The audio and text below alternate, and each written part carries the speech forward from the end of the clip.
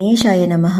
ఓం శ్రీ సూర్యదేవాయ నమః. ప్రత్యక్ష నారాయణునే సూర్యునకు భారతదేశంలో ఎన్ని క్షేత్రాలున్నా కూడా నేటికి నిత్య కైంకర్యాలతో శోభిల్లుతున్న అత్యంత పురాతనమైన క్షేత్రం శ్రీకాకుళం అరసవల్లిలో ఉన్న ఉషాఛాయా పద్మిని సమేత శ్రీ సూర్యనారాయణ స్వామి యొక్క ఆలయం.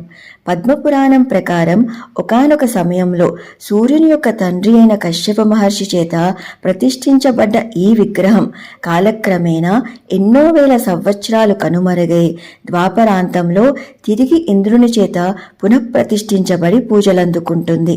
ప్రతిరోజు నిండుగా ఆభరణాలతో దర్శనమిచ్చే స్వామివారు సూర్య ఆవిర్భావ దినోత్సవమైన రథసప్తమి నాడు మాత్రం నిజ రూపంలో భక్తులను అనుగ్రహిస్తూ ఉంటారు.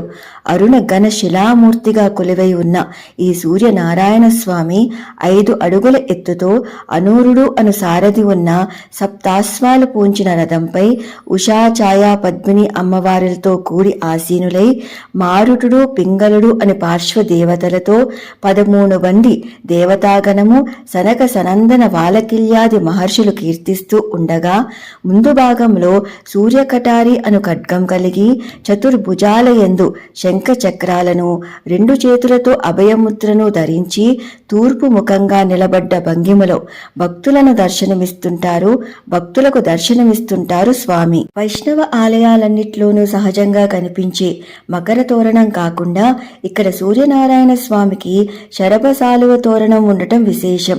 ఆ తోరణ మధ్యలో దేదీప్యమానంగా ప్రకాశిస్తూ దర్శనమిస్తూ ఉంటారు.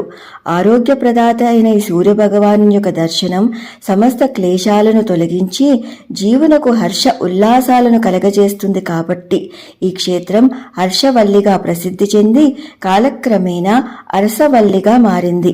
సంవత్సరానికి 2 సార్లు స్వయంగా సూర్యకిరణాలు నేరుగా స్వామివారిని స్పృశిస్తూ సేవించుకోవటం అనేది ఒక అద్భుత దృశ్యం. ముఖ్యంగా రథసప్తమి నాడు స్వామివారి యొక్క నిజరూప దర్శనం కోసం భక్తులు వేల సంఖ్యలో ఈ క్షేత్రాన్ని దర్శించుకుంటూ ఉంటారు. సర్వం కృష్ణార్పణమస్తు. స్వస్తి.